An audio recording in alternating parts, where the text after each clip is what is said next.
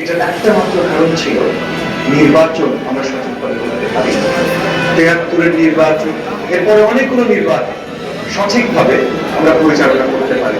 কিন্তু একটা জায়গায় ৯১ নির্বাচনে এসে আমরা দেখলাম যে ওই যে নির্বাচনের সময়কালে একটা অন্তর্বর্তী কেয়ারটেকার সরকারের ব্যবস্থাপনায় যখনই আমরা নির্বাচনে গেলাম, তখন দেখলাম আসলে অনেক দূর একটা সুষ্ঠু নির্বাচন সম্ভব।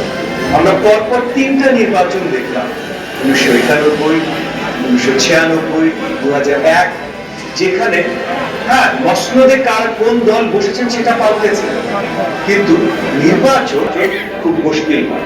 ২০০৮-এর যে নির্বাচন হলো সেটা যদিও বলা হয়েছিল কেয়ারটেকার সরকারের অধীনে নির্বাচন হয়েছে, কিন্তু সেখানে অনেক প্রশ্ন রয়ে গেছে। কিন্তু ২০০৮-এর নির্বাচন যদি আমরা মেনেও নিই, তারপর থেকে শুধু ১৬ বছর আমরা কোনো সঠিক নির্বাচন পাইনি। কেন পাইনি? কারণ আওয়ামী রেজিম, শেখ হাসিনার সরকার আইনগতভাবে কেয়ারটেকার সরকারের প্রথাটা সরিয়ে দিতে সক্ষম হয়েছে। আসলে জনগণের জন্য যদি আমরা কাজ করতে চাই, রাজনীতি যদি জনগণের জন্য হতে হয়, তাহলে নির্বাচন জনগণের হতে হবে। সেটার জন্য দরকার এই পর্যন্ত আমরা যা দেখেছি কেয়ারটেকার, আমার দল, আমরা সবাই ওতপ্রোতভাবে জড়িত। বীর মুক্তিযোদ্ধারা মুক্তিযুদ্ধ করেছিলেন, মরহুম প্রেসিডেন্ট জিয়াউর রহমান মুক্তিযুদ্ধের ডাক দিয়েছিলেন, তারপর বাংলাদেশে আলাদাভাবে শক্তিশালী হয়ে দাঁড়াবে। সেই স্বপ্ন বাস্তবায়নের প্রথম এবং একমাত্র উৎস এই যে জনগণের ভোটের দাবি তাদের, এবং এইগুলো হয়তো খুব ত্রুটি হয়েছে, কিন্তু জনগণ কিন্তু তাদের পছন্দের সরকার বেছে